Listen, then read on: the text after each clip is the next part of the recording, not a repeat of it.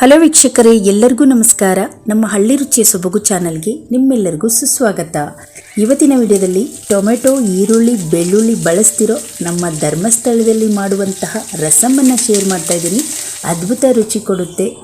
ಧರ್ಮಸ್ಥಳದಲ್ಲಿ ಮಾಡುವಂತಹ ರಸಂ ಬಾಯಿ ರುಚಿ ಯಾರಿಗೆ ತಾನೇ ಇಷ್ಟ ಇಲ್ಲ ಹೇಳಿ.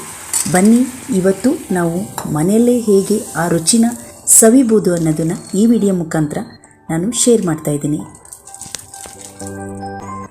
ಮೊದಲಿಗೆ ನಾನೊಂದು ಕಡಾಯಿ ತೊಗೊಂಡಿದ್ದೀನಿ. ಕಡಾಯಿ ಚೆನ್ನಾಗಿ ಬಿಸಿಯಾಗಿದೆ, ಸಿಮ್ ಮಾಡ್ಕೋಬೇಕು. ಈಗ 1 ಚಮಚದಷ್ಟು ಜೀರಿಗೆ, 1 ಚಮಚದಷ್ಟು ಧನಿಯಾ ಕಾಳು ಹಾಕಿ ಚೆನ್ನಾಗಿ ಫ್ರೈ ಮಾಡ್ಕೊಳ್ಳೋಣ. ಇದು ಸಿಮ್ಮಲ್ಲೇ ಇಟ್ಕೋಬೇಕು. ಈಗ 1-2 ಚಮಚದಷ್ಟು ಕಾಳುಮೆಣಸು ತೊಗೊಂಡಿದ್ದೀನಿ. ಚೆನ್ನಾಗಿ ಘಮ ಬರುವವರೆಗೂ ನಾವು ಇದನ್ನು ಫ್ರೈ ಮಾಡ್ಕೊಳ್ಳೋಣ. ಇಲ್ಲಿ ನಾನು ಮೆಣಸಿನಕಾಯಿ ತೊಗೊಂಡಿದ್ದೀನಿ, ಒಣ ಮೆಣಸಿನಕಾಯಿ. ಬ್ಯಾಡಗೆ ಮೆಣಸು ಅಥವಾ ನೀವು ಯಾವುದಾದ್ರೂ ಮೆಣಸಿನಕಾಯಿನ ಹಾಕೋಬೋದು. ಬ್ಯಾಡಗೆ ಹಾಕಿದರೆ ಕಲರ್ ಚೆನ್ನಾಗಿ ಕೊಡುತ್ತೆ, ಬೇರೆ ಮೆಣಸು ಹಾಕಿದರೆ ಸ್ವಲ್ಪ ಕಲರ್ ಕಡಿಮೆ ಇರುತ್ತೆ. ನಾನಿಲ್ಲಿ ಒಣ ಕೊಬ್ಬರಿ ತೊಗೊಂಡಿದ್ದೀನಿ, ನೀವು ಬೇಕಿದ್ರೆ ಹಸಿ ಕೊಬ್ಬರಿನೂ ಹಾಕೋಬೋದು.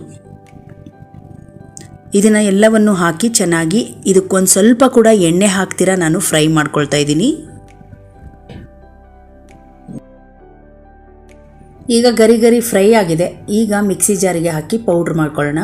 ಫಸ್ಟ್ ಇದನ್ನು ಪೌಡ್ರ್ ಮಾಡಿಕೊಂಡು ನಂತರ ಇದಕ್ಕೆ ನೀರು ಹಾಕಿ ಸ್ವಲ್ಪ ಪೇಸ್ಟ್ ಮಾಡ್ಕೊಳ್ಬೇಕು. ನೋಡಿ, ಈಗ ತರಿ ತರಿ ಪುಡಿ ರೆಡಿಯಾಗಿದೆ. ಇದಕ್ಕೆ ಸ್ವಲ್ಪ ನೀರು ಹಾಕಿ ಮತ್ತೆ ಪೇಸ್ಟ್ ಮಾಡ್ಕೊಳ್ಳೋಣ. ಪೇಸ್ಟ್ ಕೂಡ ರೆಡಿ ಆಯಿತು. ಈಗ ಒಂದು ಕಡಾಯಿ ತೊಗೊಂಡಿದ್ದೀನಿ.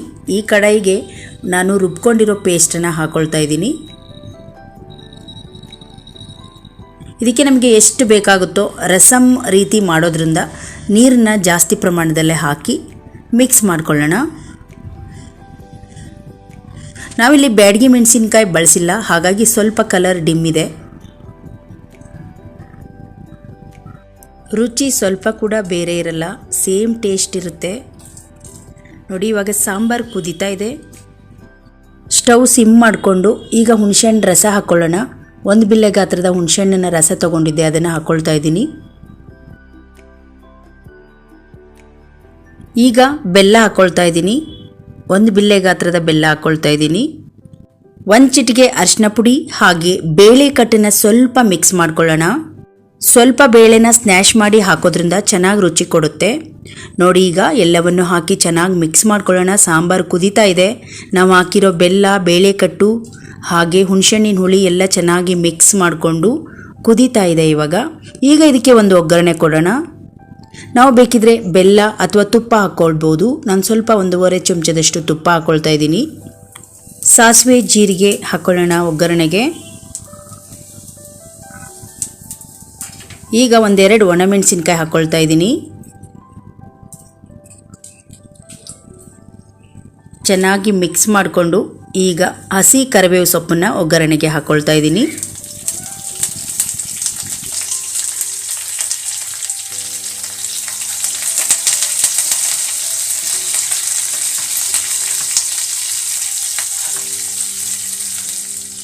ಈಗ 1 ಚಿಟಿಕೆಯಷ್ಟು ಹಿಂಗೆ ಹಾಕ್ಕೊಳ್ತೀನಿ. ಒಗ್ಗರಣೆಗೆ ಹಿಂಗೆ ಘಮ ಚೆನ್ನಾಗಿ ಕೊಡುತ್ತೆ. ಈಗ ಒಗ್ಗರಣೆ ರೆಡಿ ಆಯಿತು. ನಮ್ಮ ಬಿಸಿ ಬಿಸಿ ಸಾಂಬಾರು ರೆಡಿಯಾಗಿದೆ, ರಸಂ ಸಾಂಬಾರು. ಈಗ ಹಸಿ ಕೊತ್ತಂಬರಿ ಸೊಪ್ಪನ್ನು ಸ್ವಲ್ಪ ಮೇಲೆ ಹಾಕಿ ಈಗ ನಾನು ಒಗ್ಗರಣೆನ ಇದಕ್ಕೆ ಹಾಕ್ತಾ ಇದ್ದೀನಿ. ಈಗ ನೋಡಿ, ನಮ್ಮ ಧರ್ಮಸ್ಥಳದಲ್ಲಿ ಯಾವ ರೀತಿ ರುಚಿ ಇರುತ್ತೋ ಅದೇ ರುಚಿಯಲ್ಲಿ ನಾವು ಮನೇಲಿ ಕೂಡ ಈ ರಸಮನ್ನು ನಾವು ತಯಾರು ಮಾಡಿಕೊಂಡು ಸವಿಬಹುದು.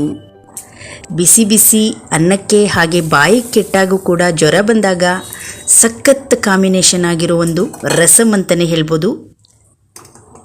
ನೀವು ಈ ವಿಧಾನದಲ್ಲಿ ರಸಮನ್ನು ಮಾಡಿ ಮನೆಯಲ್ಲೇ ಸವಿಬಹುದು. ಈ ರಸಮ್ ನಿಮಗೆ ಇಷ್ಟ ಆದರೆ ಪ್ಲೀಸ್ ಒಂದು ಲೈಕ್ ಮಾಡಿ. ಯಾರೆಲ್ಲ ನಮ್ಮ ಚಾನೆಲ್ನ ಸಬ್ಸ್ಕ್ರೈಬ್ ಮಾಡ್ಕೊಂಡಿಲ್ಲೋ ಪ್ಲೀಸ್ ಸಬ್ಸ್ಕ್ರೈಬ್ ಮಾಡ್ಕೊಳ್ಳಿ. ಧನ್ಯವಾದಗಳು.